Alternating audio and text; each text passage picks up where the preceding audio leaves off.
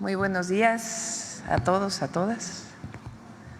El día de hoy está con nosotros la doctora Edna Vega, secretaria de Desarrollo Agrario, Territorial y Urbano.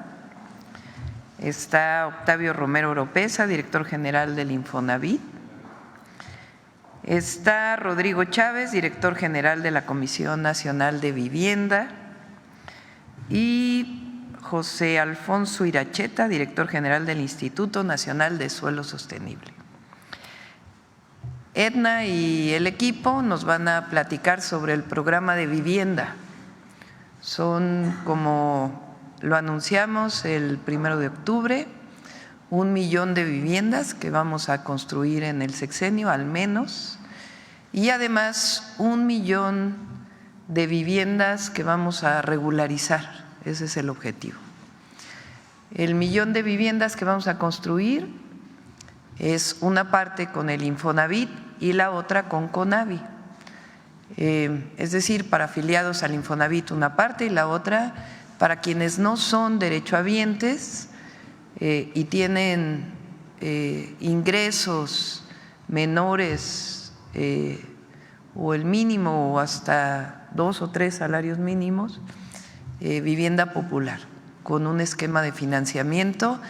También está aquí Rocío Mejía, de Financiera para el Bienestar, que a través de Financiera vamos a financiar estas viviendas, ahora lo vamos a explicar.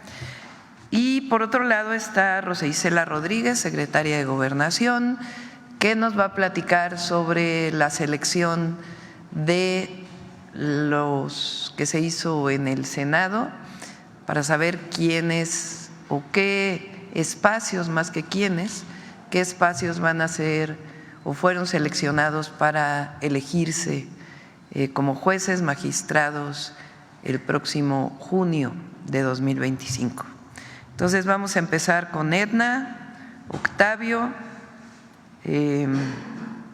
Rodrigo, Rocío,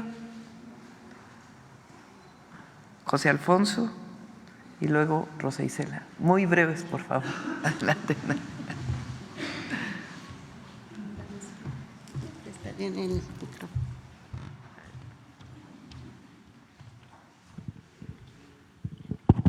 Con su permiso, Presidenta, muy buenos días a todas y todos. Con el gran gusto de presentar uno de los programas prioritarios del Gobierno de México, encabezado por la doctora Claudia Sheinbaum. Pues este programa ya tenemos en el proceso de elaboración un buen rato con los lineamientos que nos ha dado la Presidenta. ¿En qué consiste? Partimos primero de un diagnóstico que se ha realizado ya desde hace varios años por parte de la propia Comisión Nacional de Vivienda.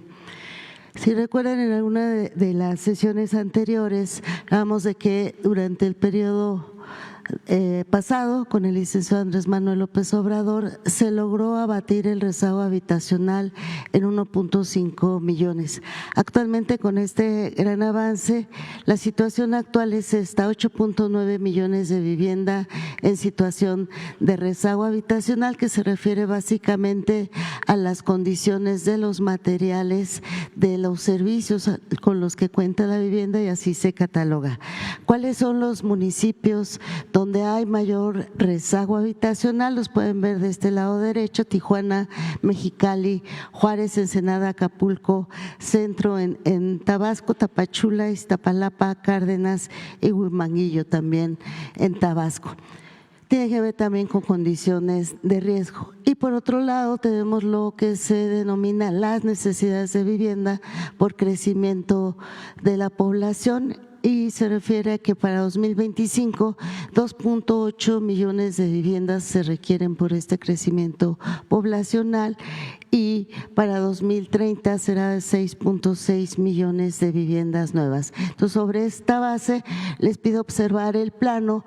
¿Dónde están entonces estas necesidades? Pues justamente en la zona sur-sureste y hacia el norte es donde se encuentran las mayores necesidades y condiciones de rezago.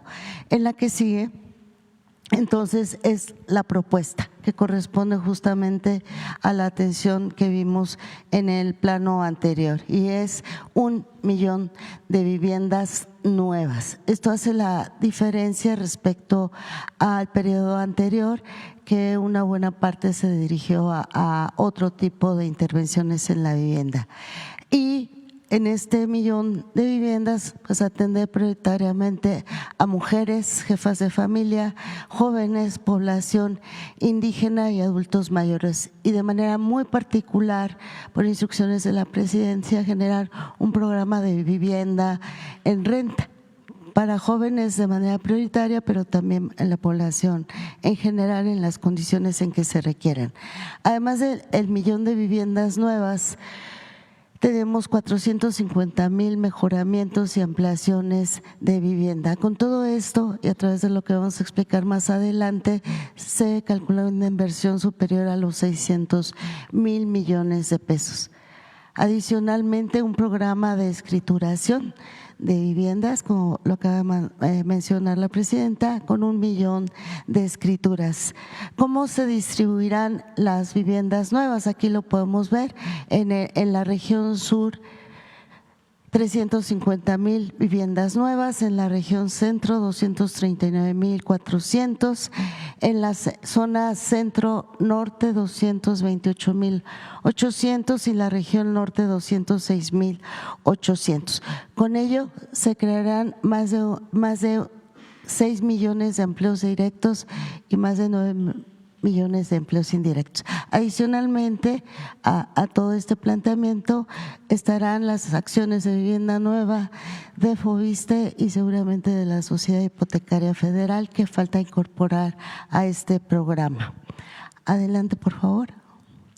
¿Cuáles son las características que buscamos en este programa de vivienda nueva? Primero, la atención a la población más vulnerable de este país, la atención al rezago habitacional, la atención al incremento demográfico, la atención muy particular también en las zonas de riesgo. Hay muchas necesidades a lo largo y ancho del país de familias que requieren ser reubicadas por su condición de riesgo y también por el efecto de cambio climático que ya estamos enfrentando de manera importante. A la población indígena, a los municipios donde hay altos índices de inseguridad, mejorando el entorno también se tiene un impacto positivo para ello, y esta necesidad de vivienda que deriva de los proyectos prioritarios del Gobierno de México, como son los trenes, y para mejoramientos y ampliaciones en zonas de mayor marginalidad o marginación. Adelante, por favor.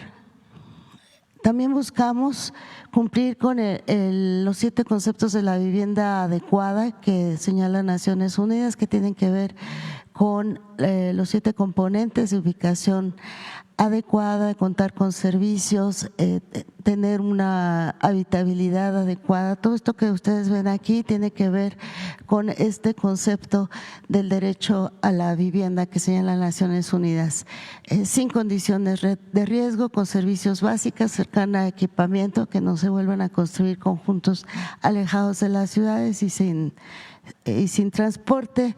Por eso, cerca de las vialidades primarias y secundarias, áreas verdes, espacios recreativos y acordes a este concepto también de Naciones Unidas de la adecuación cultural. Adelante, creo que ahí termina. Y para 2025 ya muy particular, ya muy avanzado el programa con todos los requerimientos y en coordinación con gobernadoras y gobernadores. También 165,000 viviendas nuevas, más 100,000 mejoramientos en la zona oriente de la zona metropolitana del Valle de México y 120,000 escrituras. Esta es la meta para 2025. Adelante, adelante, por favor. Ahora presentaremos por parte del ingeniero Octavio Romero. Con su permiso, Presidenta. Muy buenos días a todas y a todos. Si me permiten.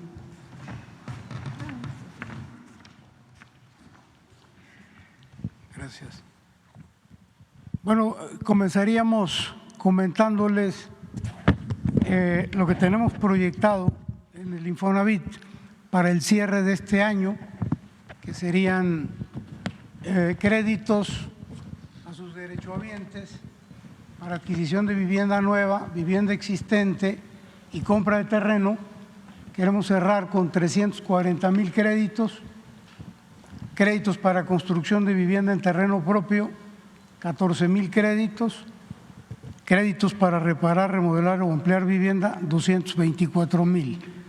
Y adicionalmente, y esto es bien importante, mejorar las condiciones tanto de los créditos vigentes como de cartera vencida, cambiando los adeudos de salarios mínimos por mensualidades y tasas fijas. Esto es como pensamos cerrar el 2024. Ahora bien, ¿qué vamos a hacer en los 6 años adicionalmente a las acciones actuales? Bueno, primero que nada, construir 500,000 viviendas nuevas con una inversión en un primer saque de 288,000 millones de pesos. Son viviendas de interés social, de bajo costo, que actualmente no se están construyendo por los desarrolladores y que van a cubrir esta importante necesidad que se tiene de vivienda. También vamos a otorgar créditos, 250,000 créditos para mejoramiento, un estimado de inversión de 20,000 millones de pesos. Esto va a ser adicional al millón de créditos para reparar, remodelar o ampliar vivienda del programa ordinario. En el sexenio pasado fueron más o menos 1 millón de créditos en los 6 años, estamos estimando un 25% adicional. Otorgaremos créditos para población derechohabiente de bajos ingresos, incluyendo los que no están activos. Los trabajadores que no están activos en su mayoría tienen un fondo de garantía y bueno, estos también tienen derecho, van a tener derecho a estos créditos. Ellos podrían no estar activos, pero pueden tener un empleo informal, pueden estarse ellos trabajando por su cuenta o pueden darse de alta voluntariamente o reincorporarse para tener acceso a estos créditos. La clave de todo es la conformación, de acuerdo con la instrucción que nos dio la Presidenta de la República, de construir una empresa constructora para disminuir costos y capacidad, tener esa capacidad de viviendas, y se van a incluir no solo las 500,000 del Infonavit, sino el total, el millón de viviendas, 500,000 del Infonavit y 500,000 que se están estimando para CONAVI y para FOBISTE. Y finalmente vamos a implementar un programa de vivienda en renta con opción a compra. Este programa es importante. La que sigue, por favor. En inmuebles propiedad del Infonavit se va a disponer de vivienda asequible en el esquema de arrendamiento, en donde las rentas van a poder abonar al pago de la vivienda si el derechohabiente decide adquirirla. Esto va a ser aplicado en todo el país, pero va a estar orientado a población prioritaria, sobre todo mujeres jefas de familia, jóvenes, adultos mayores y desde luego trabajadores independientes que se den de alta de manera voluntaria. ¿Cómo vamos a hacerles saber los detalles y la forma de acceso a los derechohabientes? Bueno, a través de las delegaciones del Infonavit en todos los estados, a través de los centros de servicio, están en estas delegaciones, a través de la plataforma que tiene el Infonavit y desde luego con campañas de información que se van a seguir teniendo, como hasta la fecha tiene el Infonavit. Perdón. Perdón. Repito. No se oyó nada. O empiezo de nuevo. La última. ¿Cómo Sí. puede acceder la persona? ¿Cómo se va a enterar la gente? A través de las delegaciones del Infonavit en el país. Hay centros de servicio, tenemos 32 en el país, en cada o más.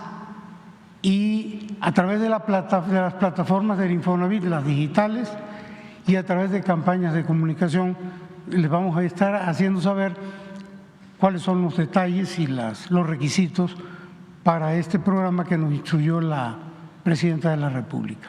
¿Es cuánto, Presidenta? Gracias, Octavio. Rodrigo. ¿Aquí o allá?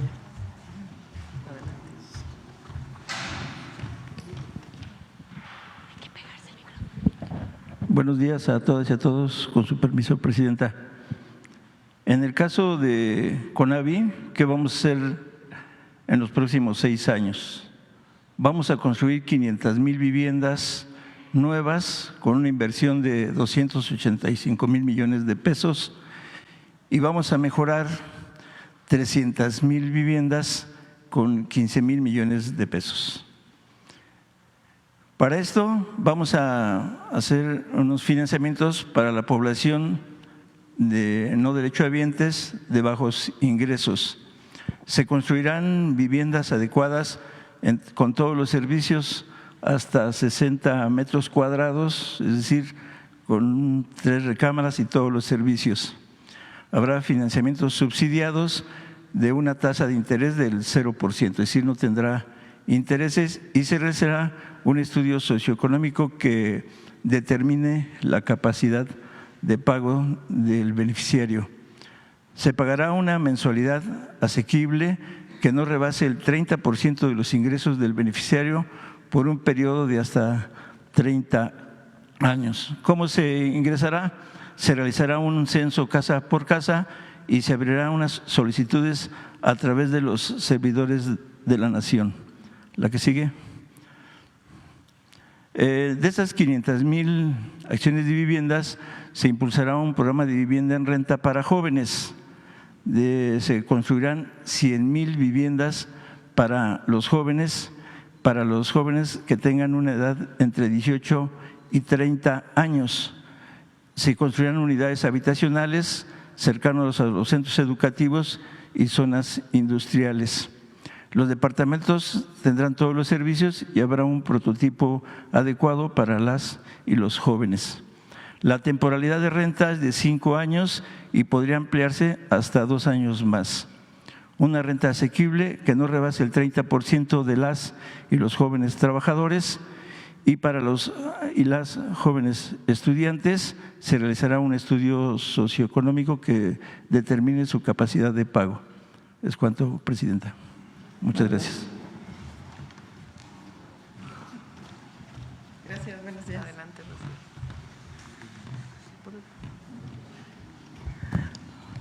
Buenos días, con su permiso, Presidenta Claudia Sheinbaum.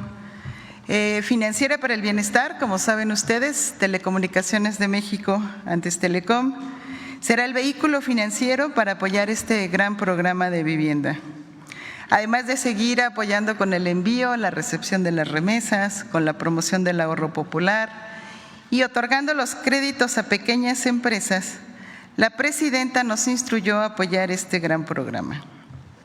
La Secretaría de Desarrollo Agrario, Territorial y Urbano, a través de la CONAVI, nos canalizará el padrón de personas beneficiarias, asimismo nos canalizarán los recursos para que nosotras hagamos la dispersión a través de Financiera para el Bienestar. Recibimos los recursos y los dispersamos ya sea de manera individual o de financiamiento directo. La que sigue, por favor. La Financiera para el Bienestar también apoyará en los 2 temas, tanto de recuperación como de la revolvencia del recurso, principalmente para las personas no derechohabientes con financiamiento. Pueden acudir las personas beneficiarias directamente a nuestras 1,700 sucursales en todo el país. Ahí llevarán sus documentaciones, hacer los trámites y ahí mismo podrán hacer sus pagos.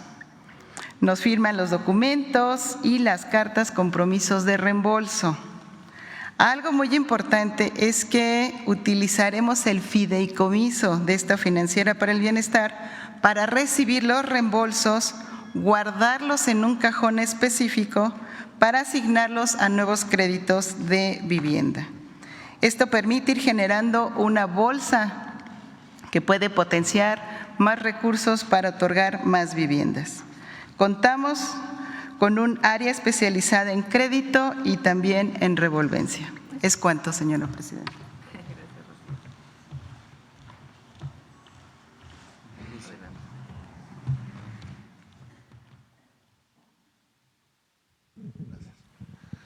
Buenos días a todos y todas. Con su permiso, presidenta.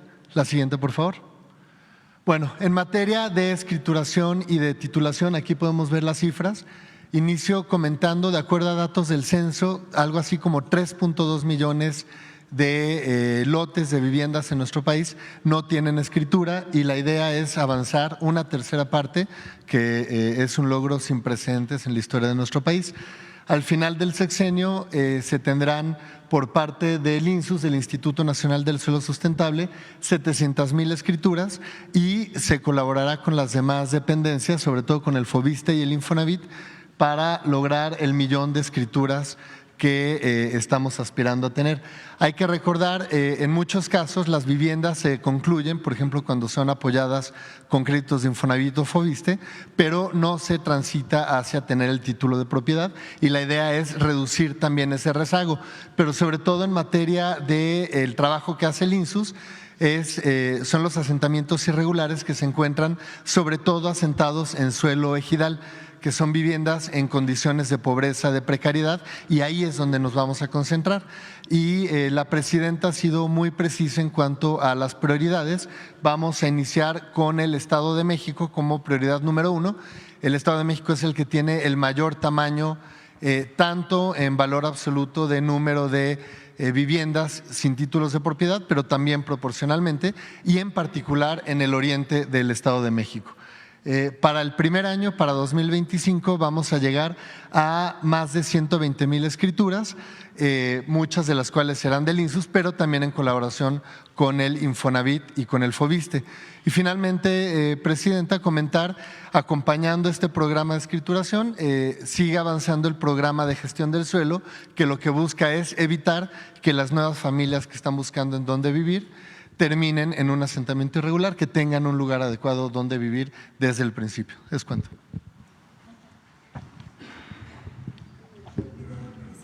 Hay un video, a ver el video.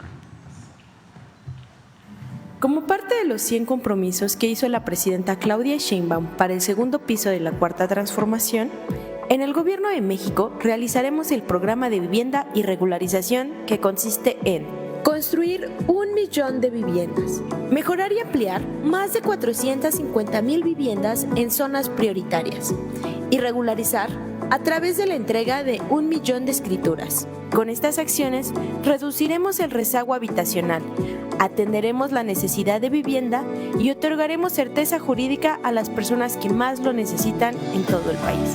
Para el programa de 1,000,000 de viviendas, construiremos 500,000 viviendas para personas que no cuentan con seguridad social y otras 500,000 para personas derechohabientes. Estas viviendas estarán ubicadas en zonas cercanas a servicios de salud, educación, cultura, centros de trabajo, comercios y vialidades tanto primarias como secundarias. Contarán con servicios básicos como agua, drenaje, energía eléctrica, áreas verdes y espacios deportivos para garantizar la calidad de vida de las personas. Parte de las viviendas nuevas se destinará a renta social, mientras que otras podrán alquilarse con opción a compra. Su construcción permitirá generar 6.1 millones de empleos directos y 9.2 millones de empleos indirectos. El programa de construcción y escrituración se enfocará a atender principalmente a personas de bajos ingresos que vivan en zonas marginadas. Serán beneficiadas mujeres jefas de familia, personas con discapacidad, adultos mayores, jóvenes y población indígena, garantizando que los más vulnerables puedan disfrutar de una prosperidad compartida. En 2025 vamos a construir 165,000 viviendas y entregaremos al menos 120,000 escrituras. Para el Gobierno de México, el compromiso es continuar trabajando por un desarrollo y ordenamiento territorial con una visión humanista y equitativa. Gobierno de México, segundo piso de la Cuarta Transformación. Adelante, Rusia. Con su permiso, Presidenta, vamos a continuar viendo cómo van las acciones rumbo a la reforma al Poder Judicial. El día de hoy tenemos en dónde exactamente estamos con los tiempos sobre lo que ordenó la reforma constitucional aprobada el 15 de septiembre. Ordenó que el Poder Judicial elija a sus integrantes mediante una votación ciudadana. También estableció una elección extraordinaria en junio de 2025 para renovar la mitad de 1,699 magistraturas de circuito y juzgados de circuito. 3. Determinó que fuera el Senado de la República quien deba realizar el proceso de insaculación, seleccionando los cargos que las magistraturas de circuito y los juzgados de distrito que deberán elegirse el próximo año. Es el 1 de junio de 2025. ¿Qué dice el artículo 2º transitorio de la ley? Para el caso de magistradas y magistrados de circuito y jueces de distrito, la elección será escalonada, renovándose la mitad de los cargos correspondientes a cada circuito judicial en la elección extraordinaria del año 2025 y la parte restante en la elección federal ordinaria del año 2027 conforme a lo siguiente. 1. Para seleccionar los cargos a renovar en la elección extraordinaria del año 2025, el Consejo de la Judicatura Federal entregará al Senado de la República un listado con la totalidad de cargos de personas juzgadoras, indicando su circuito judicial, su especialización por materia, género, vacancias, renuncias y retiros programados y lo demás información que se le requiera. Y B, el órgano legislativo determinará la porción de cargos a elegir en cada circuito judicial, considerando en primer término las vacancias, las renuncias y retiros programados. Los cargos restantes serán seleccionados mediante insaculación pública, tomando como base la renovación de la mitad de los cargos que correspondan a cada especialización por materia. Y bien, ¿qué pasó el sábado? En el sábado 12 de octubre, el Senado sesionó por más de 7 horas y llevó a cabo la insaculación para determinar cargos de magistrados de circuito y jueces de distrito que se elegirán en 2025 y 2027. Para ello se acordó que serán 850 cargos judiciales los que se elegirán por voto popular en la elección extraordinaria del 1 de junio de 2025. ¿Cuántas magistraturas fueron? 464. ¿Cuántos juzgados federales? 386. Para obtener este resultado, ¿qué hizo el Senado? Hizo 4 pasos. 1, dividió en números pares e impares las listas de cargos remitidas por el Consejo de la Judicatura Federal con base en el número consecutivo asignado por el propio Poder Judicial. Otro paso es que del total de 711 puestos surgieron por insaculación 350 tribunales y 361 juzgados de distrito. Además, se tomaron en cuenta 114 espacios vacantes, renuncias y o retiros programados de magistrados, así como de 25 jueces de distrito que fueron integrados de manera directa. Hay que aclarar que en ambos casos, magistraturas y juzgados, las listas que resultaron seleccionadas mediante una urna fueron las de números impares. 4. Se hizo un nuevo sorteo finalmente para ajustar la lista seleccionada exactamente a la mitad de todas las plazas de magistraturas y juzgados. Hay que aclarar que en el caso de los elegidos en la tómbola, fueron completamente al azar. Se garantizó la imparcialidad, así como el respeto en todo momento a los derechos humanos de las y los juzgadores.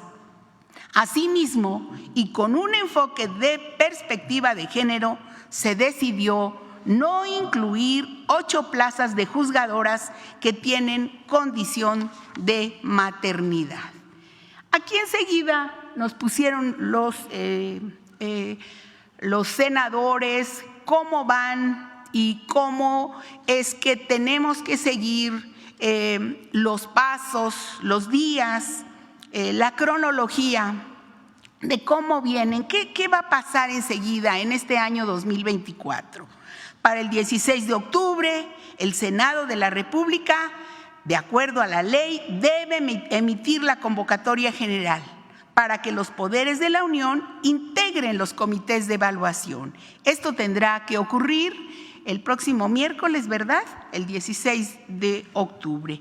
El 31 de octubre se dará la instalación de los comités de evaluación. Para el 4 de noviembre se publicará la convocatoria para quienes busquen participar en el proceso extraordinario de elecciones del Poder Judicial el 1 de junio de 2025. Para el 24 de noviembre, la inscripción de las y los aspirantes que deseen participar en el proceso de elección. El 15 de diciembre próximo, los comités de evaluación verificarán la documentación presentada por las y los aspirantes. Así que antes del 15 de diciembre deben de estar aprobados los cambios a las leyes secundarias por parte del Congreso Federal. ¿Qué va a pasar en 2025? Algunos de los pasos. Para el 31 de enero, los comités de evaluación seleccionarán a los finalistas que consideren idóneos. Para el 5 de febrero se realizará la insaculación para depurar la lista de los aspirantes para obtener 3 candidaturas por cada cargo para ministro, magistrado electoral y magistrado del Tribunal de Disciplina Judicial. Y asimismo se obtendrán 2 candidaturas por cada cargo de juez de distrito y magistrado de circuito. Para el 12 de febrero, una vez aprobadas las listas de candidatas y candidatos, el Senado las enviará al Instituto Nacional Electoral. Antes del 15 de marzo, los congresos estatales deberán aprobar cambios a sus leyes locales para adoptar la reforma judicial. Del 30 de marzo al 28 de mayo será el periodo de campañas de las candidaturas. Así, recordar, subrayar que será el 1 de junio de 2025 las elecciones, esto es el primer domingo de junio, y después de la jornada electoral, el Instituto Nacional Electoral realizará los cómputos de la elección, publicará los resultados de la elección, dará las constancias de mayoría a las personas que resulten vencedoras, declarará la validez de la elección y para antes del 28 de agosto deberán estar resueltas las impugnaciones tramitadas ante el INE y el Tribunal Electoral del Poder Judicial de la Federación. Y pues el 1 de septiembre las y los juzgadores electos protestarán su cargo en el Senado de la República. Es un repaso a cómo vienen los tiempos de acuerdo a la Constitución, de acuerdo a la ley. Eso sería, señora presidenta. Muchas gracias. Bueno, muy rápido. El programa de vivienda, 1 millón de viviendas, una parte para quienes son afiliados Infonavit, otra parte de vivienda popular a través de la CONAVI. Ya cuándo pueden registrarse, etcétera, lo vamos a ir informando también aquí en la mañanera. Segundo, el fin de semana lo que se hizo es importante, es la tómbola para saber quién o la selección al azar, para saber qué cargos van a estar sujetos a elección en el 2025. Esto es importante porque hubo ahí en las redes quien dijo que ya se estaban seleccionando a los jueces. No. La mitad va a ser la elección en la mitad del 2025. En el 2025 la mitad de los puestos van a ser elegidos. Y la otra parte en el 2027. ¿Cuáles son los jueces, magistrados que van a entrar al proceso de elección? Pues es lo que se decidió este fin de semana. ¿Cómo? Las vacantes, es decir, los que no están ocupados, y además en un proceso de selección al azar, cuáles son los cargos que van a ser ocupados. Eso es lo que ocurrió el fin de semana y sigue el proceso para la elección de jueces, magistrados y ministros y ministras de la Suprema Corte de Justicia de la Nación. Ahora sí vamos a las preguntas. A ver acá. Gracias, presidenta. Buenos días, Carmen Sánchez de ADN 40. Justamente en este tema que tiene que ver un poco con vivienda, el viernes usted viajó a Acapulco, ya nos había dicho que uno de los apoyos también va a ser para reubicar a familias. Me parece que en al menos 15 colonias han detectado justamente que tienen la necesidad de reubicarlas. Preguntarle si estos apoyos entran dentro de este programa, son aparte, y pues si ha detectado más justamente en esta visita que usted hizo, si se necesitan pues más reubicaciones en más colonias de Acapulco, de Guerrero. No son 15 colonias que necesitan reubicarse, son esencialmente las que están en la parte baja cerca del aeropuerto. Esa era en realidad una zona lagunar y se desarrolló, y cuando vienen estas grandes lluvias y avenidas de ríos que buscan su cauce, pues se inundan. Entonces hay una parte de estas viviendas que está en la parte baja, incluso hay una zona que todavía tiene bastante agua, que se está buscando hacer un canal. Estas personas están en un albergue.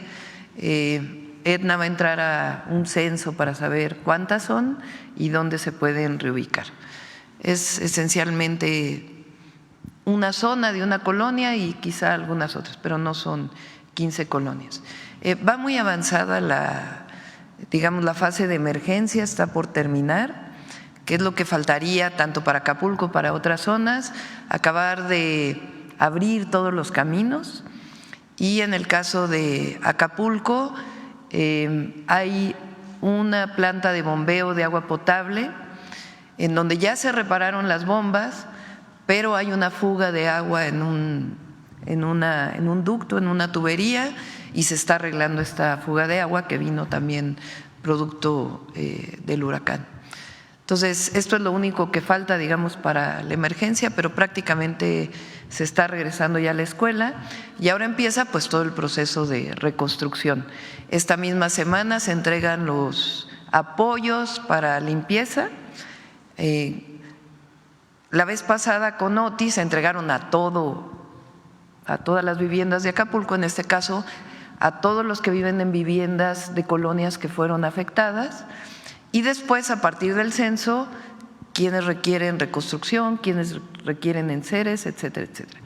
Es Acapulco, es Coyuca y son otros municipios que también resultaron afectados.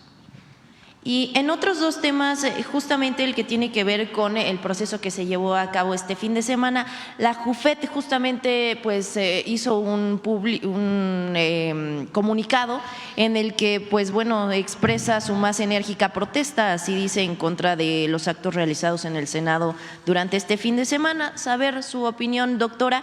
Y en otro tema que tiene que ver con seguridad, la semana pasada en Puebla se registró un linchamiento, el viernes otro intento de linchamiento en Cholula, me parece en San Andrés Cholula. Justamente ya presentó este plan nacional de seguridad. Si tiene algún punto específico para prevenir que pues los pobladores hagan justicia por su propia mano. Esos dos temas, por favor. ¿Qué es la JUFED? Judicatura Federal. No. La Asociación de Jueces, que por cierto ya decidieron regresar a trabajar. Un aplauso. Ya, es bueno que ya desquiten sus salarios. Fíjense, a ver, ¿por qué no protestan por esto? Con todo y paro, hubo sabadazo. ¿Qué quiere decir sabadazo? Estas liberaciones que hacen de viernes a sábado, donde supuestamente no están en funciones. Liberaron a una mujer señalada como, con todas las pruebas, porque nos tocó cuando estuvimos en la Ciudad de México, a la Fiscalía de la Ciudad de México, como presunta autora intelectual del asesinato de 2 ciudadanos israelíes en la Plaza Arts. En julio de 2019 fue puesta en libertad el viernes 11 de octubre. ¿Cómo es posible que estando en paro? Pero además, ¿saben quién la liberó? Un juez especializado adscrito al Tribunal de Enjuiciamiento del único distrito judicial de Morelos. O sea, ¿qué tiene que ver Morelos? Estas son las razones por las cuales hay reforma al Poder Judicial. Porque ahora parece que que el Poder Judicial es perfecto. Corrupción, nepotismo, liberaciones de criminales, donde hay pruebas. Repito, este caso nos tocó cuando fui jefa de gobierno. Entonces, ¿qué es lo que se está haciendo? Un proceso para elegir a jueces, magistrados, ministros y ministras de la Suprema Corte de Justicia de la Nación. Entonces, repito, este fin de semana que hubo una selección de cuáles son los jueces que van a ser electos, a partir de aquellos lugares que están vacantes y de una selección al azar.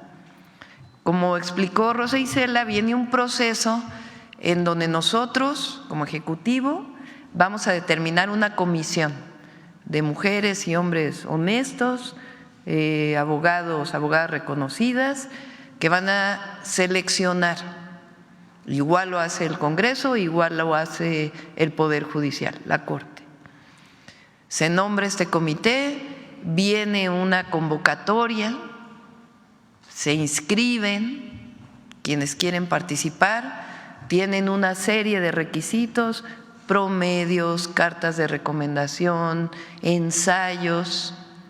Una vez que es revisado que lo que se está entregando tiene sustento, pues a partir de la lectura, de la definición de quienes se inscribieron y de la discusión de estas comisiones, hay una primera selección de quienes van a participar. De ahí puede haber entrevistas públicas para que todas los veamos, por qué se quieren inscribir, cuáles son sus criterios.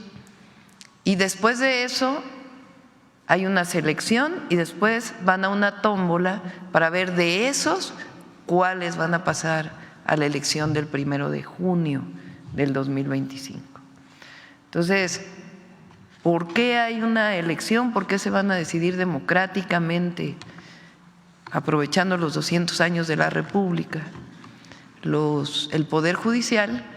Pues porque hay un Poder Judicial que protege a delincuentes comunes del Fuero Federal y de cuello blanco. ¿Cómo es que en paro todavía dan un amparo para quien tiene que pagar impuestos, otra vez se le prorrogue su caso? Ese es el problema. Hay comunicación con el secretario de Seguridad Ciudadana y los secretarios estatales, pues para evitar estos casos. A ver, por acá. Gracias, presidenta. Buenos días. Claudia Guerrero, del periódico Reforma. Quisiera preguntarle si su gobierno tiene detectado este modus operandi del crimen organizado que se ha presentado en algunas zonas aduanales, que en presunta colusión con funcionarios de aduanas, las organizaciones criminales cobran una especie de impuesto adicional o una extorsión a los importadores.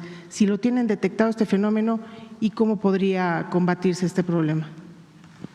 Pues si tienen más datos, con gusto lo revisamos. Se está haciendo un trabajo muy importante. Con el presidente López Obrador se avanzó mucho, tanto en aduanas como en puertos, y se sigue trabajando conjuntamente. ¿Cuál es la manera de saber o cómo podemos saber que disminuyó la corrupción? Porque aumentaron los ingresos tributarios o de derechos. Aumentaron con el presidente Andrés Manuel López Obrador alrededor de 250,000 millones de pesos. Y ahora tenemos una estrategia para que sigan aumentando. Si disminuye la corrupción, pues evidentemente ese recurso se va a donde se tiene que pagar, que es a la hacienda pública. Pero si hay algún caso en particular, pues lo revisamos. Hasta el momento no lo tenían detectado como un modus operandi en esas aduanas. Pues hay que revisar el caso en particular que presentas aquí y con gusto lo revisamos. De todas maneras, se está trabajando en muchos ámbitos, en el caso de la seguridad, en inteligencia e investigación y finalmente en carpetas de investigación que lleven a detenciones. Gracias, presidenta. Y la otra es que quería preguntarle su expectativa sobre la reunión de mañana, sobre el diálogo de alto nivel con los empresarios de Estados Unidos. ¿Cuál es el mensaje que su gobierno dará a estos inversionistas? ¿Qué expectativas tiene del encuentro? ¿Cómo se llevará a cabo? Si gustan, platicamos de eso mañana. Mañana viene Marcelo Ebrard, secretario de Economía, para platicarles en qué consiste este diálogo, el interés que hay de inversionistas, particularmente de Estados Unidos, en México. Y también va a haber una conferencia de prensa después, donde entre otros se van a anunciar algunas inversiones que ya están planteadas para nuestro país. ¿De qué se trata este encuentro? En su momento, empresarios nacionales y principalmente de Estados Unidos plantearon la posibilidad de que tuviéramos un diálogo para conocer pues cuáles son los beneficios, los incentivos que se van a generar para la inversión en México. Yo lo dije el 1 de octubre, el tratado comercial con Estados Unidos y Canadá abre esta posibilidad de lo que se llama hoy la relocalización de las empresas. Muchas empresas estadounidenses que encuentran en México una oportunidad para invertir y a partir de la inversión poder exportar o incluso tener producción para el mercado nacional. ¿Cómo generar las condiciones para que la relocalización no solamente se mida en un indicador que es inversión extranjera directa, sino que signifique también bienestar, es decir, buenos salarios, vivienda, infraestructura, acceso a agua potable, etcétera, etcétera? ¿Y cuáles son las condiciones para que se den estas inversiones? Donde hay energía, va a haber energía eléctrica, donde hay agua. Entonces, nosotros hemos desarrollado un programa que le llamamos de polos de bienestar, en donde la búsqueda es que se invierta, las empresas que tienen demanda de agua, pues que inviertan en el país, en donde hay acceso a agua, que se generen las condiciones de reciclamiento y al mismo tiempo que se siga cumpliendo con seguir aumentando los salarios en el país y que las viviendas que vamos a construir estén asociadas también a estos polos de desarrollo, polos de bienestar. Todo eso es el objetivo de platicarlo el día de mañana. Decía, el 1 de octubre yo planteé que entre nosotros no hay competencia, esa es la virtud del tratado. No es que México compita con Estados Unidos y esté quitando inversiones a Estados Unidos, sino que nos complementamos en este tratado comercial que permite que haya inversiones en México, en Estados Unidos y en Canadá. Gracias, presidenta. Jorge Alegría, que es el director de la Bolsa Mexicana de Valores, comentaba que a México se le está viendo con cautela. ¿Qué le respondería a usted? Pues no coincido con esta opinión. No sé a qué se refiera. Tengo conocimiento a través del secretario de Economía y de manera directa de muchísimas empresas que quieren seguir invirtiendo en nuestro país. México tuvo récord de exportación, ese es el principal socio comercial con Estados Unidos y esto va a seguir en nuestro país. Y lo que queremos es dar las condiciones para que haya la inversión privada y al mismo tiempo ordenarla. Hans, ahí voy.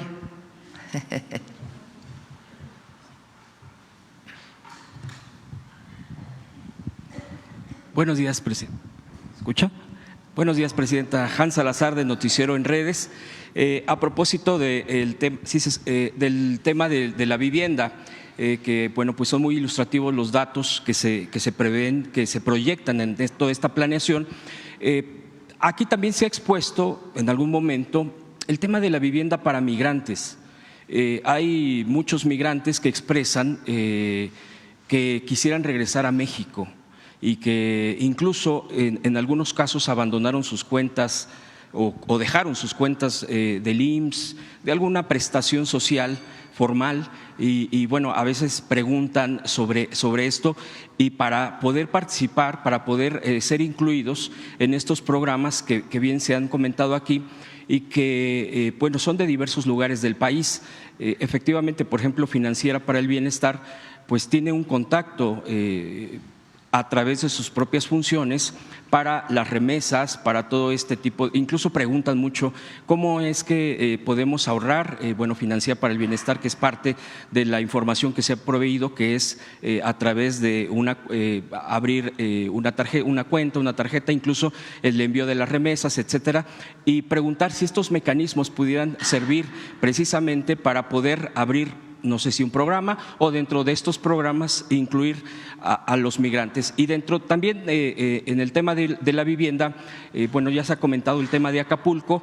Por ejemplo, presidenta, pues hay lugares como en Chalco, el Estado de México, que usted estuvo, bueno, en esa, pero la parte suroriente, que está Chalco, donde se han asentado muchas viviendas, pues es un problema a largo plazo que se puede solucionar a corto, mediano, pero después a largo plazo vuelve a ser la problemática. Yo había leído a algún experto en el tema de Chalco, por ejemplo, y que las colonias que se han inundado ahora con pues en pasadas épocas en estas épocas de lluvia, en pasadas semanas, decían que ahí iba a ser imposible el tema estructural, por ejemplo, se tenía que ser el tema estructural porque iba a ser muy complicado, por ejemplo, el aumento para sacar el agua, el tema del drenaje.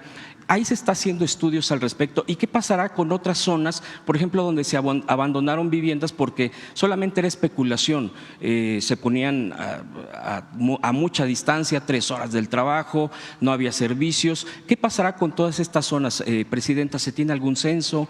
¿Se va a hacer algo al respecto? Serían mis preguntas primero en el tema de la vivienda. Sí. Octavio, ¿quieres comentar de quienes salen del Infonavit y ahora se les va a poder generar la condición para que puedan asociarse nuevamente?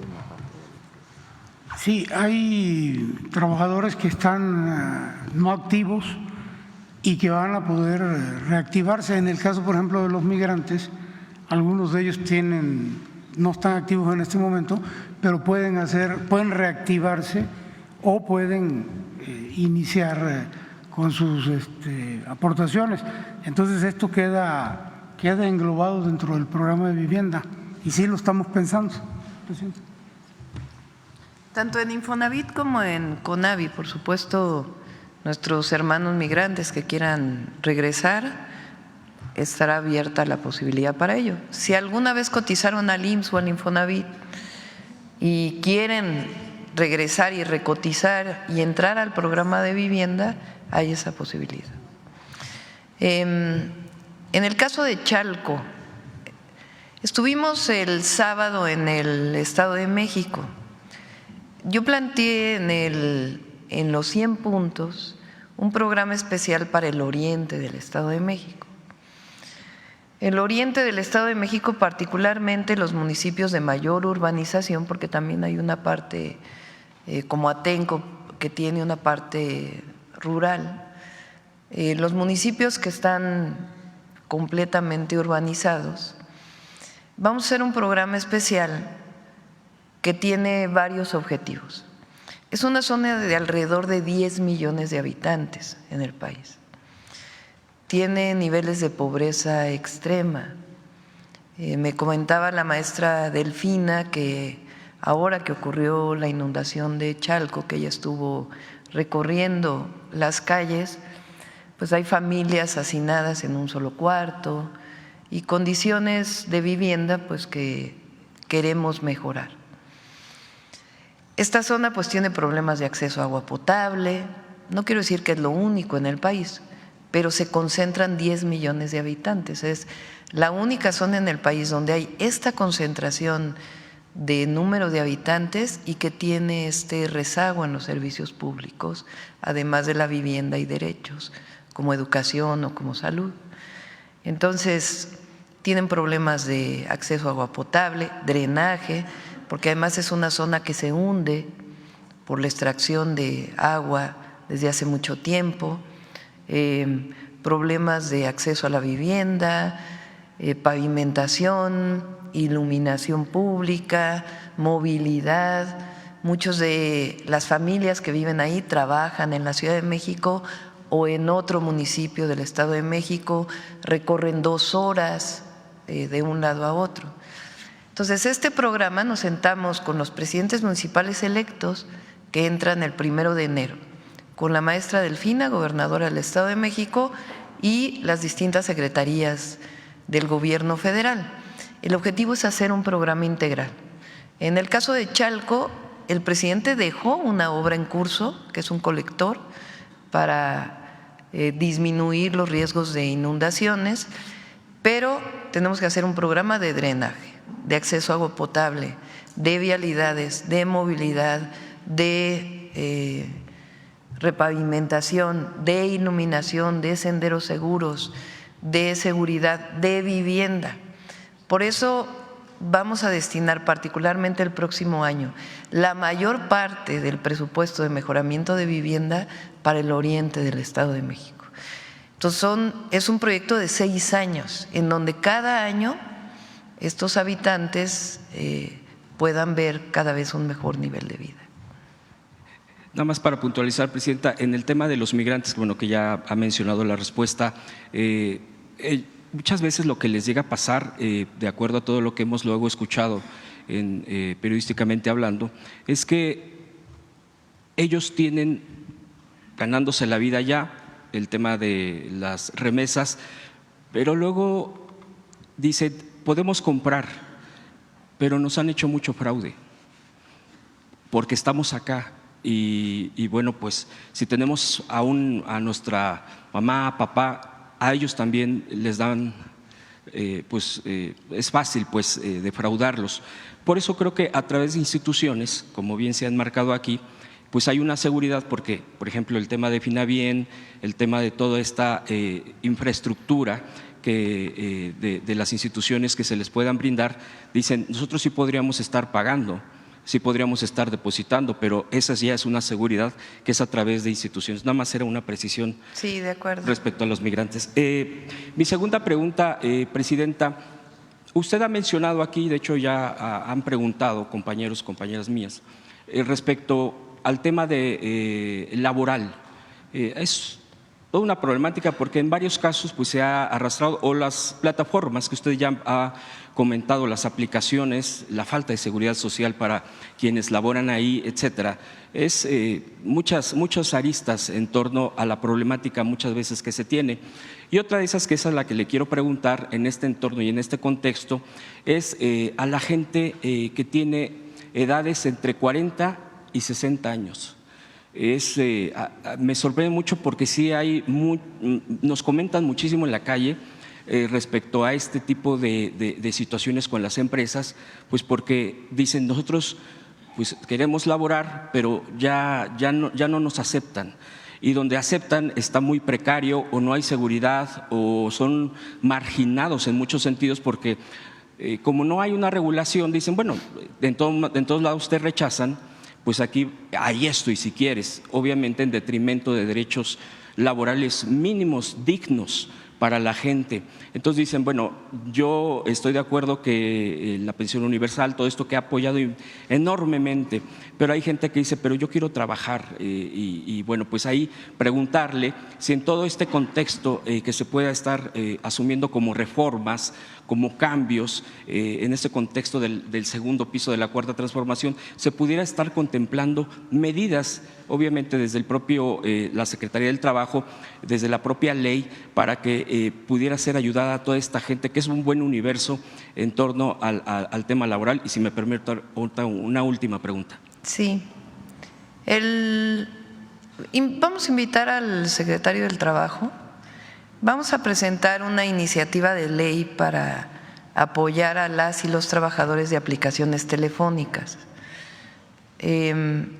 Muchas personas que no encuentran un trabajo formal, a partir del crecimiento de la entrega de comida a domicilio o productos a domicilio, se contratan a través de aplicaciones telefónicas. La mayoría de estas aplicaciones son extranjeras. ¿Cómo hacen para no contratar formalmente a los repartidores, las repartidoras? Los contratan como socios de la empresa, que en realidad no son socios porque tampoco hay reparto de utilidades. Entonces los hacen socios y tienen un ingreso básico, después a través de la propina que da quien recibe el producto. Muchos de ellos están en la mayoría de las ciudades del país, ciudades medias, ciudades grandes, reparten en motocicleta, algunos en automóvil, algunos en bicicleta, otros incluso caminando, y también tienen muchos problemas de accidentes de trabajo. Entonces, el objetivo es que tengan seguridad social y que se regule esta forma de contratación para beneficio de las y los trabajadores. Se estuvo trabajando desde hace tiempo ya, tanto con los repartidores, repartidoras, con los trabajadores, como con algunas plataformas. Esta propuesta de ley la vamos a presentar este mismo mes, entonces va a venir el secretario del Trabajo para presentarla. Y por otro lado, en efecto, hay otros dos, digamos, sectores muy importantes. Uno es el de trabajadores y trabajadoras de la limpieza, principalmente mujeres, que son contratadas a partir de empresas. Se contrata a la empresa y la empresa provee el servicio.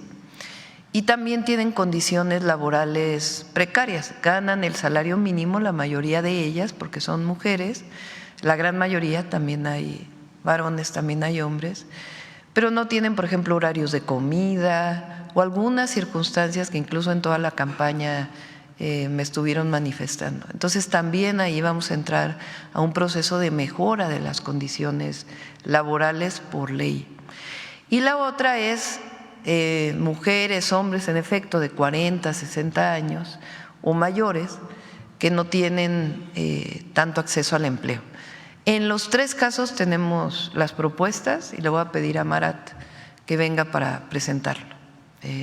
La otra que preguntaste y es importante, durante el periodo principalmente de Fox y Calderón, Infonavit se dedicó a construir viviendas alejadas de los centros urbanos, que muchas de ellas están abandonadas.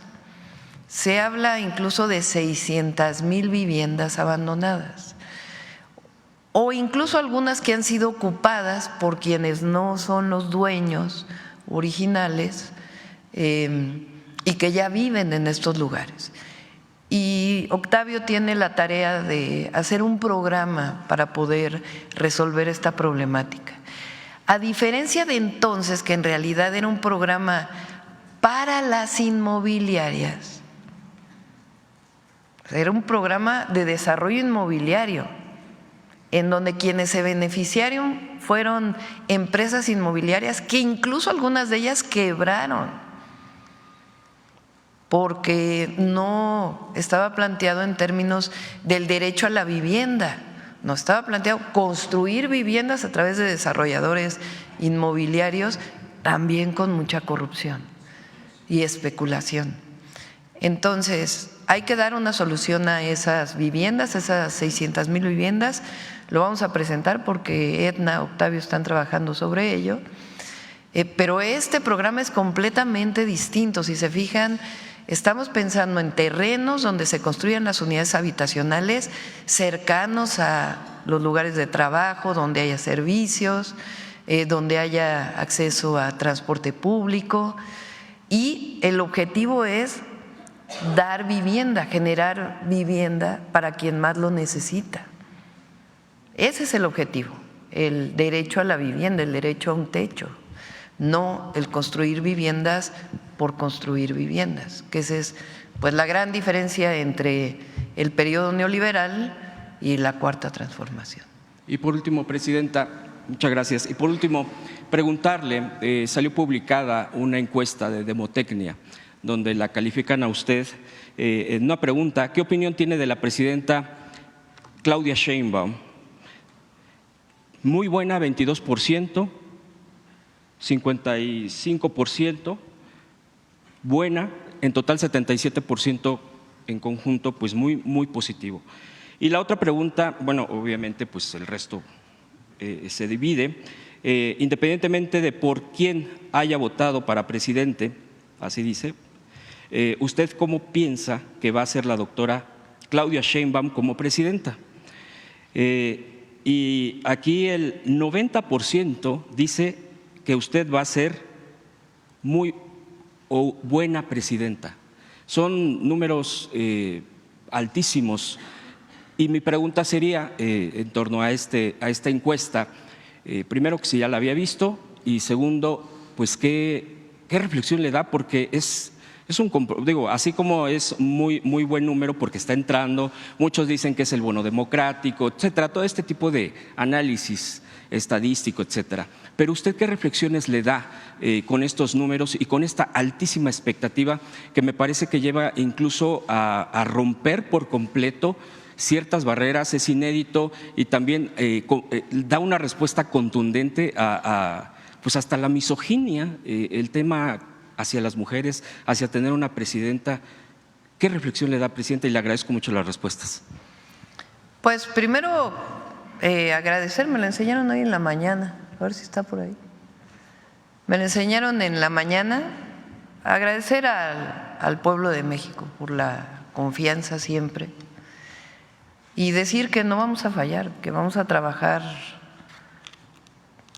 hasta lo necesario, triple, cuádruple, para poder cumplir con los compromisos. Segundo, el pueblo de México está contento con la Cuarta Transformación. Eso es algo que nuestros adversarios no han podido entender. Siguen, bueno, Calderón sale con un tuit diciendo que, reivindicando que él sí combatió al narco, cuando dentro de 2 días van a dictarle sentencia a su secretario de Seguridad por colusión con el narco. Bueno, a ver, explíquenme eso. Lo menos pues es cinismo, ¿no? La verdad. Pero como él, ahí están los mismos pues de siempre que criticaban al presidente López Obrador, pues son los críticos de ahora. Y el problema es que no han entendido que el país cambió, que el pueblo de México quiere que continúe la transformación, que la mayoría del pueblo de México quiere que se elijan a los jueces, magistrados y ministros, y que quieren que siga un gobierno que esté destinado al beneficio del pueblo y a los derechos del pueblo de México. Eso es lo que está ocurriendo en el país. Y por eso decimos que no vamos a traicionar ni vamos a defraudar. Vamos a trabajar todos los días, vamos a seguir en territorio, vamos a seguir en comunicación con la gente y vamos a cumplir los 100 compromisos que establecimos. Y por eso pues el trabajo que desarrollamos y el equipo, el gran equipo que tenemos, que es parte de esta gran transformación que inició hace muchos años en la conciencia del pueblo de México y que se consolida con el gobierno del presidente López Obrador, porque además de la honestidad dio resultados. Ahora sí que es honestidad que da resultados para beneficio del pueblo. Entonces eso es lo que se ve aquí. Agradecer y no vamos a defraudar, no vamos a traicionar la confianza del pueblo. A ver acá, porque son de tómbola. Ya ven que la tómbola ahora es la democracia.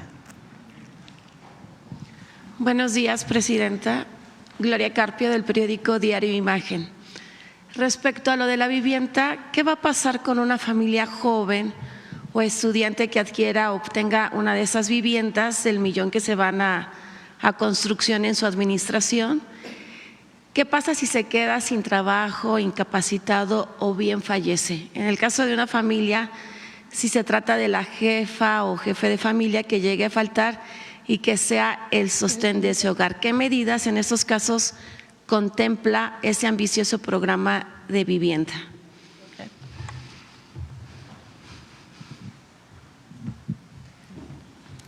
Evidentemente habrá reglas de operación de los distintos programas.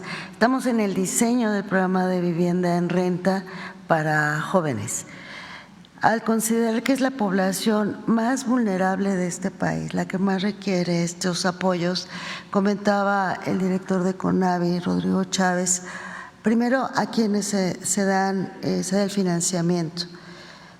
0 tasa de interés a 20 años, donde no puede rebasar el pago 30% de su ingreso. Para renta tendrá que diseñarse otro esquema. Hemos dado muchísimos créditos y subsidios en la Ciudad de México, donde se ha demostrado que la población más vulnerable es la que mejor paga, y solo en condiciones excepcionales como fue el COVID se tiende a una situación diferente, pero habrá consideraciones especiales en función de la razón por la cual no se pudiera pagar, pero en la elaboración de esas reglas estamos y convencidos de que la gente más vulnerable es la que paga más puntual y solo condiciones excepcionales. Las preveremos. Sí, gracias. Gracias. Ahora, el turismo es una de nuestras principales fuentes de ingreso y se tiene la versión que los 12 destinos de Quintana Roo no van a buen ritmo debido a diversos problemas. Se pedirá a la titular de turismo, Josefina Rodríguez, que haga un diagnóstico del caso y se eche a andar un buen programa de promoción para Cancún y los demás destinos turísticos del Caribe mexicano y de México. No tenemos esto que planteas. De hecho, una de las inversiones que se va a anunciar mañana es de ¿cómo se llaman? De los que llegan barcos con turistas, cruceros. De una firma de cruceros, de una empresa de cruceros, que quiere hacer una inversión muy grande justamente en Cancún y esta zona. Entonces no tenemos esta información. No vamos a regresar al esquema en donde durante el periodo previo al presidente López Obrador el turismo era la promoción turística, que eran muchísimos millones de pesos destinados a algunos medios y que en realidad también había mucha corrupción. Entonces hay otras formas de promoción turística que vamos a estar informando. El Tren Maya, el propio Tren Maya está funcionando bien. Diario recibimos el número de pasajeros que suben al Tren Maya. Se va a terminar lo que le falta al Tren Maya. Y el propio Tren Maya pues va a ser una generación de turismo para el sureste de México muy importante. Gracias. A ver, aquí adelante. Gracias, Presidenta. Buenos días. Rodrigo Muñoz, de NX Noticias. Su balance del fin de semana estuvo, bueno, ya comentó el sábado en el Estado de México y ayer en Querétaro, presentando el Tren México-Querétaro. Hoy precisamente inicia en el Senado la discusión de la reforma que enviaron la semana pasada sobre los trenes de pasajeros. Su opinión al respecto de este proyecto de trenes y aprovechando, usted misma comentó que previo al evento oficial sostuvo un encuentro con el gobernador Mauricio Curi para hablar sobre proyectos estratégicos. Obviamente el tren es uno, pero si hay algún otro que se haya puesto sobre la mesa y que sea importante.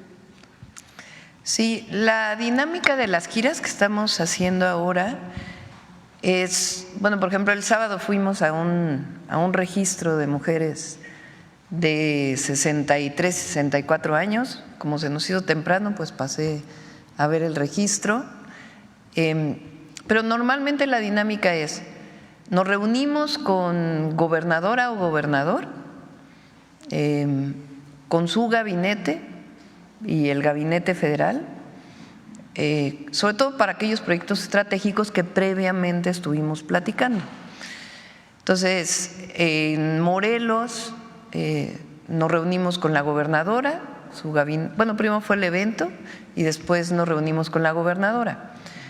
Ahí surgieron 10 compromisos para Morelos. Después estuvimos en Hidalgo, fue la misma dinámica, nos reunimos con el gobernador y después tuvimos el evento de los trenes, del Tren México-Pachuca. Y ahí también establecimos 10 compromisos con Hidalgo. Ahora estuvimos en el Estado de México, va a haber más compromisos con el Estado de México, pero en particular a mí me interesa mucho el tema del oriente del Estado de México, porque hay un rezago muy grande Para quienes nos escuchan en todo el país, vamos a trabajar en todo el país, pero aquí particularmente hay muchos millones de habitantes.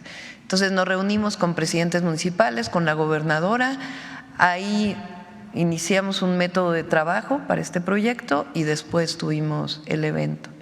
Y en Querétaro fue igual, nos reunimos con el gobernador y después tuvimos el evento de anuncio del Tren México-Querétaro.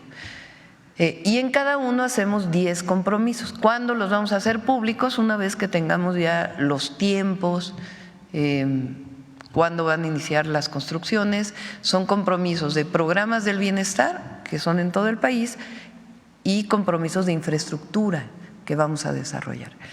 En Querétaro en particular, el gobernador tiene 2 proyectos que le interesan. Uno es un proyecto de reciclamiento de agua.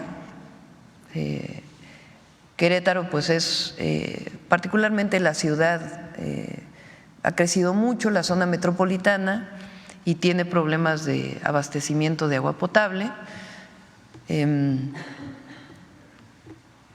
es un problema no de ahora, sino desde hace mucho tiempo. De hecho, el acueducto de la colonia pues tenía el objetivo de llevar agua de otro lado justamente a esta zona. Entonces él tiene un proyecto de reciclamiento de agua y por otro lado tiene un proyecto de inversión privada para generación, bueno, más bien para transmisión eléctrica en un esquema especial que no ha sido utilizado en México. Entonces fue el titular de la Conagua y la titular de Secretaría de Energía para revisar si es factible desarrollar estos proyectos. Y por supuesto la Secretaría de Gobernación le va a dar seguimiento. Entonces, esta es la dinámica. En el primer recorrido, después de ello, vamos a hacer públicos los 10 compromisos para cada entidad de la República, ya con montos, cuál es la inversión, cuándo vamos a iniciar los proyectos. Y ahora estamos informando tanto de los programas de bienestar nuevos, mujeres, becas y salud para adultos mayores, como de las obras que ya sabemos que se van a realizar, por ejemplo, el Tierra y Libertad en Morelos, el distribuidor vial que va a la universidad, eso ya sabemos que los vamos a desarrollar y se informaron, o en el caso del Tren México-Pachuca, que ya tenemos avance en el proyecto, o en el caso del Tren México-Querétaro. Y una última cuestión. Hace unos días su gabinete de seguridad anunció que se iban directo a Sinaloa para sesionar allá, para trabajar allá. No sé si ya le compartieron, seguramente sí, algún balance previo de cómo encontraron la situación en el estado, ya que este fin de semana al parecer volvió a registrarse algunas ejecuciones. Entonces no sé cuál sea el estatus que le han mantenido a usted informada a su gabinete de seguridad. Gracias. Sí, el objetivo de estas… Tiene varios objetivos las visitas. También estuvo el secretario de Marina con el secretario de Seguridad Ciudadana en Sonora.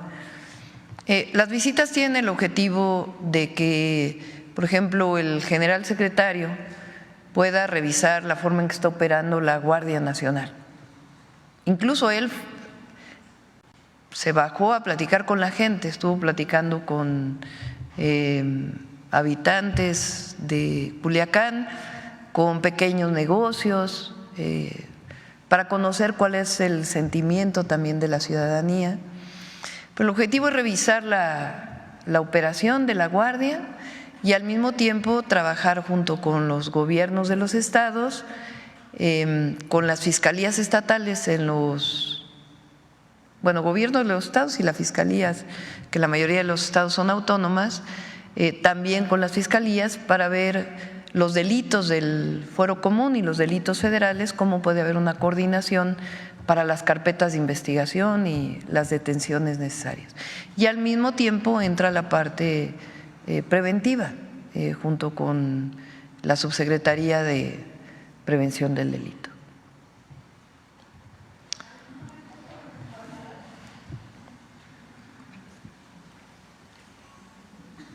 Gracias, buenos días, doctora. Aurora Castillejos, reportera de Canal 14 SPR. Preguntarle, doctora, sobre esto que mencionaba de las vías del tren. Entiendo que hay una forma a través de la fibra óptica de poder llegar hacer llegar el Internet a diversas comunidades. ¿Se está considerando esta planeación o algún programa para hacer llegar el tema de Internet a más comunidades, a regiones más alejadas?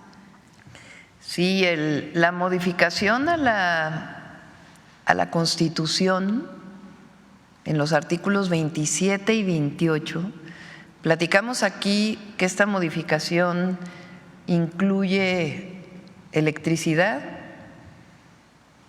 petróleo, cambiar las empresas energéticas de empresas productivas del Estado a empresas públicas, regresarle su carácter de empresa pública, más la preponderancia particularmente de CFE y que no sean consideradas como monopolios. Pero también en esa reforma viene la posibilidad del Estado de proveer Internet, particularmente a las zonas más alejadas. Como está ahora tiene muchas limitaciones Comisión Federal de Electricidad para llevar el Internet para todos. Muchas veces tiene que ser la venta a través de una empresa, como en el caso de Altán, que fue la compra que hizo el presidente.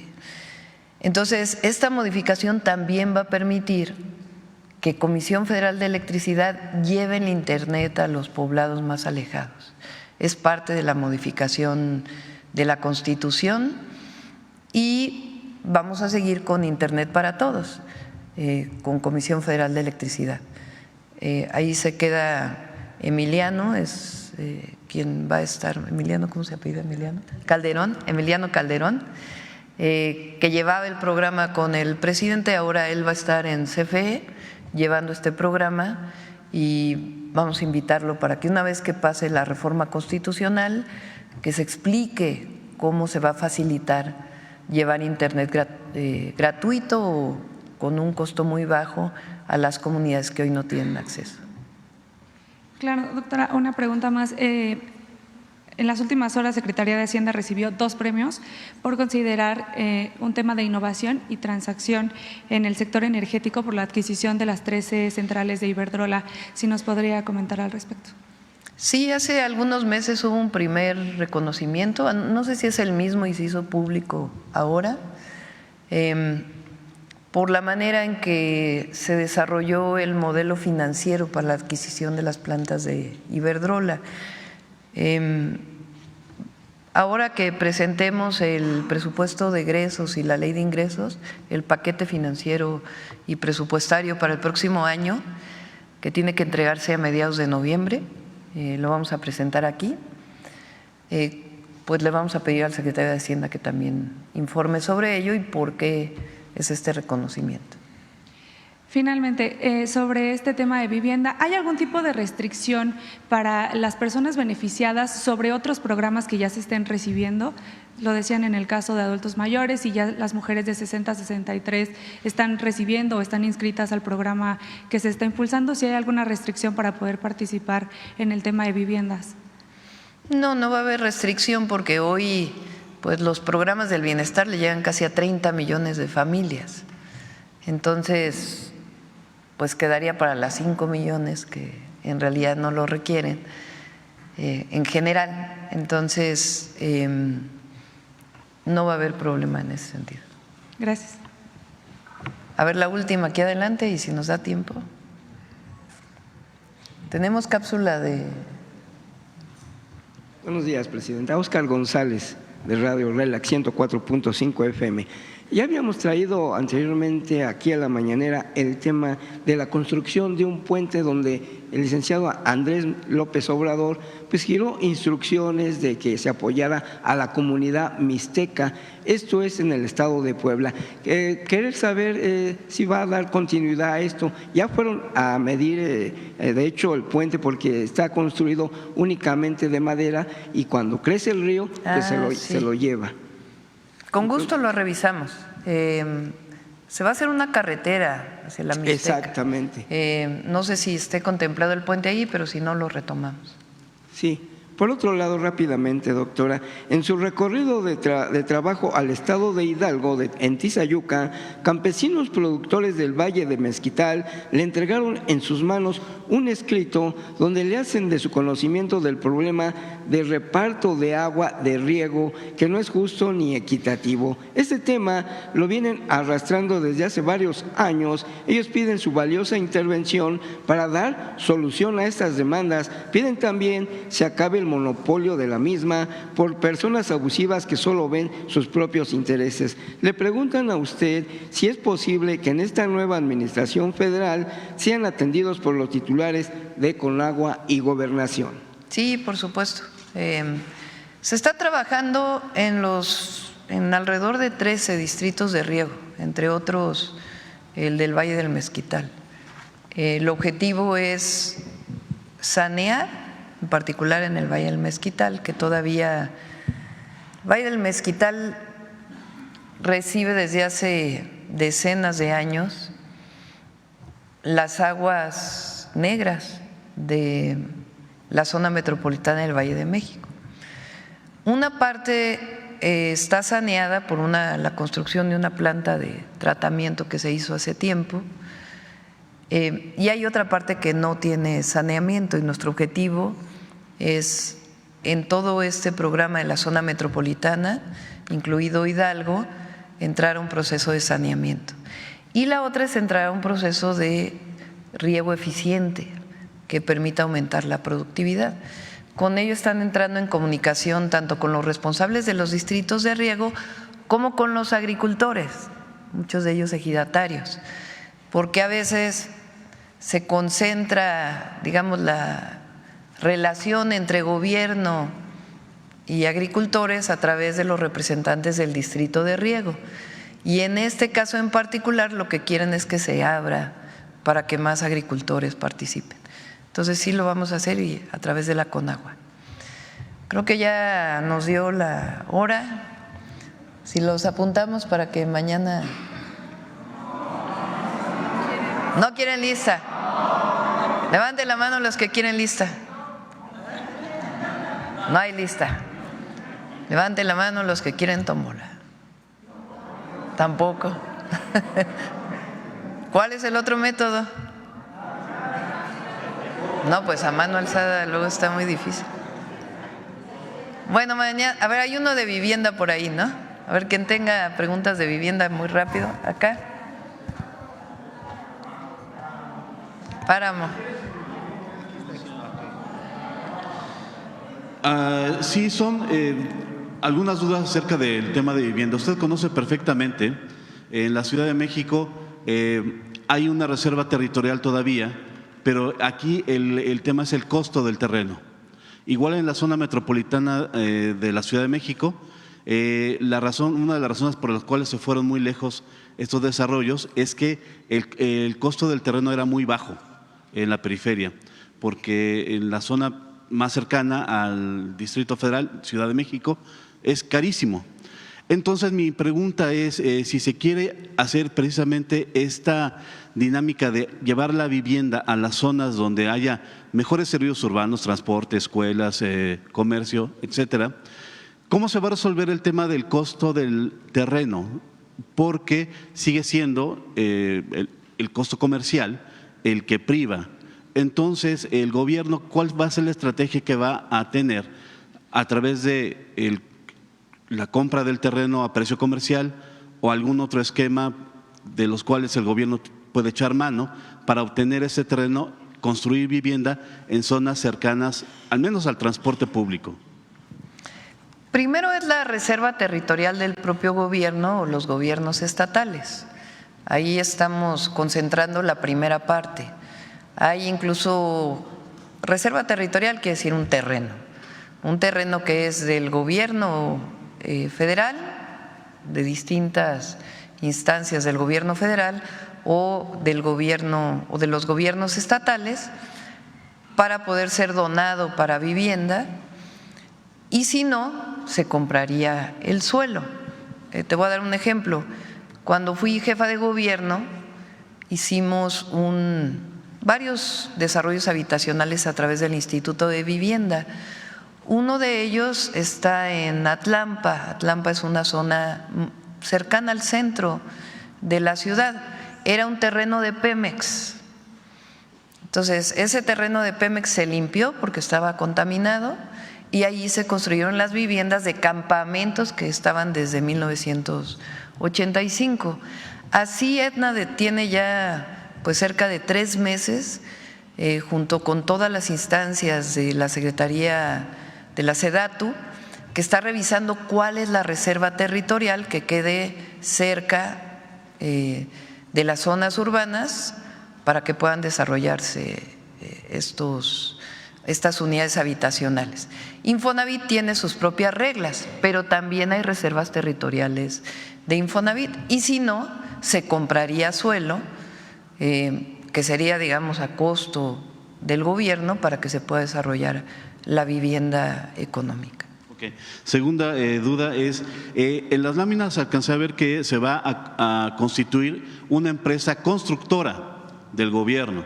Me gustaría saber cuándo tendríamos ya los detalles de cómo se va a llamar, quién la va a dirigir y cuál será su mecanismo de operación. ¿Sería esto precisamente de trabajar para obtener el suelo, la reserva territorial, pero además esa empresa va a comprar los insumos, los materiales, contratar el personal? ¿Cómo sería el manejo de esta empresa que hasta donde yo recuerdo el Infonavit entrega créditos para que uno compre a través de una empresa constructora, pero es la primera ocasión que yo tengo idea de que el gobierno va a construir casas y cuál sería su presupuesto a futuro? Sí, es una iniciativa que viene desde el gobierno del presidente López Obrador. Fue una de las iniciativas que se enviaron el 5 de febrero del 2024. Es un cambio constitucional. Entonces, primero tiene que darse el cambio constitucional para que Infonavit tenga esa atribución. Después viene una ley secundaria y ya el modelo de cómo se desarrollaría. Octavio ha estado pensando, o en el equipo hemos estado pensando en varias opciones. Una es la construcción total, es decir, formar la empresa constructora vinculada al Infonavit y que construya toda la vivienda. Otra es que adquiera los materiales, todo de manera transparente para que no haya ningún problema, que adquiera los materiales, cemento, varilla, etcétera, y que también puedan participar en la construcción, ya brindando los insumos, la materia prima desde el Infonavit. Y la otra es continuar con los procesos actuales, en donde se den créditos para la construcción de vivienda con desarrolladores inmobiliarios.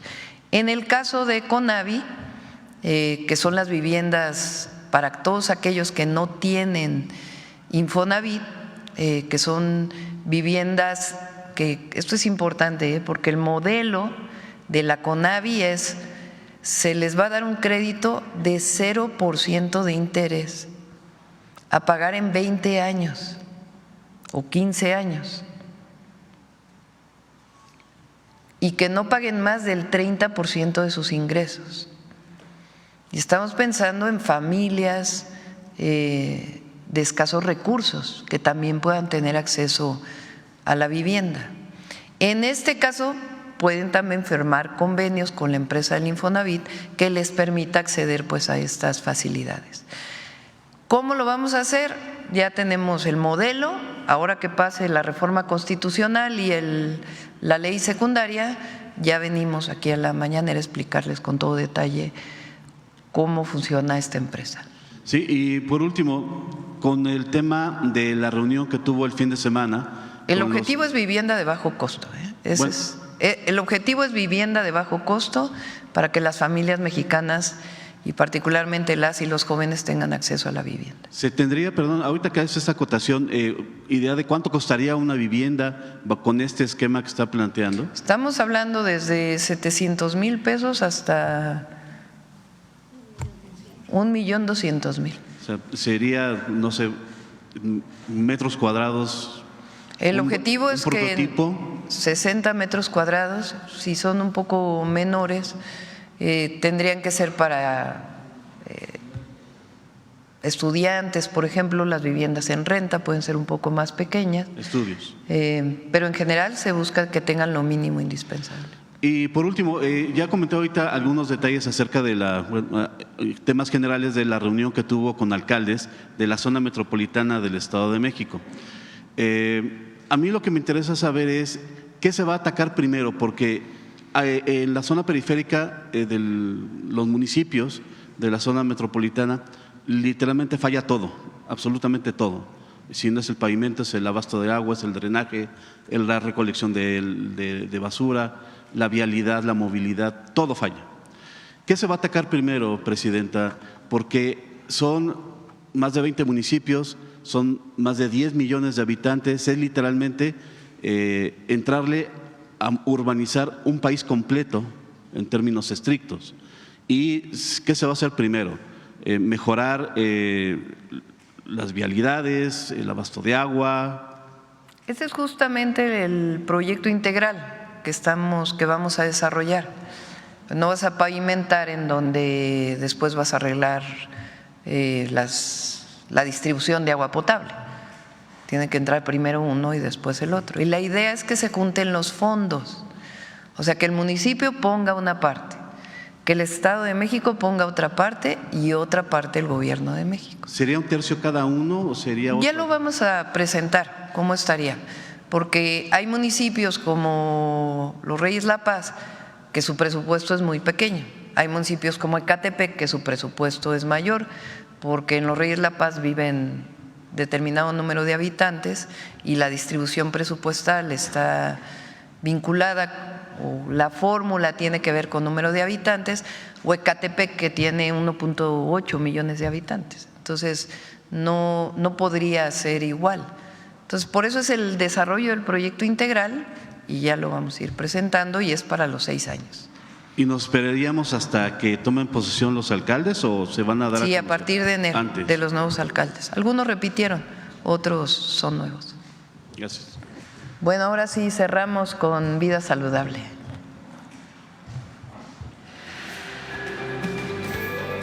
Todas las personas tenemos derecho a una vida saludable. Sin embargo, alrededor de 2.8 mil millones de personas en el mundo no tienen la posibilidad de ejercer ese derecho. Es decir, la tercera parte de la población mundial. Por esto, este Día Mundial de la Alimentación está dedicado al derecho a consumir alimentos sanos para tener una vida y un futuro mejores. Justamente por ese compromiso con la creación de una sociedad más justa y más saludable, hay que proteger a las niñas y niños en la escuela, donde adquieren los hábitos y conocimientos que les acompañarán toda la vida. Durante décadas, las y los estudiantes tenían acceso a alimentos procesados que por su exceso de sal, azúcar y grasa ponían en riesgo su salud. Ahora, las escuelas serán el espacio en el que niñas, niños y adolescentes accedan a una alimentación sana y adecuada, que les permita gozar de salud y bienestar, al mismo tiempo que protege al medio ambiente. Para conseguirlo, el pasado 30 de septiembre se publicaron en el Diario Oficial de la Federación las medidas que garantizan a las y los estudiantes nutrición y salud desde los primeros años de vida. Los alimentos y las bebidas que se ofrezcan al interior de las escuelas deberán privilegiar ingredientes naturales o mínimamente procesados de la localidad o la región. Y si sus empaques tienen sellos de advertencia, no podrán estar en las escuelas. Las niñas y los niños tendrán al alcance verduras y frutas regionales y de temporada. Si se trata de alimentos de origen animal, se deberá ofrecer pescado y aves como pollo y pavo, magros y sin piel, asados, horneados o cocidos. Y al preparar alimentos o bebidas usarán menos azúcar, sal, aceites o grasas saturadas.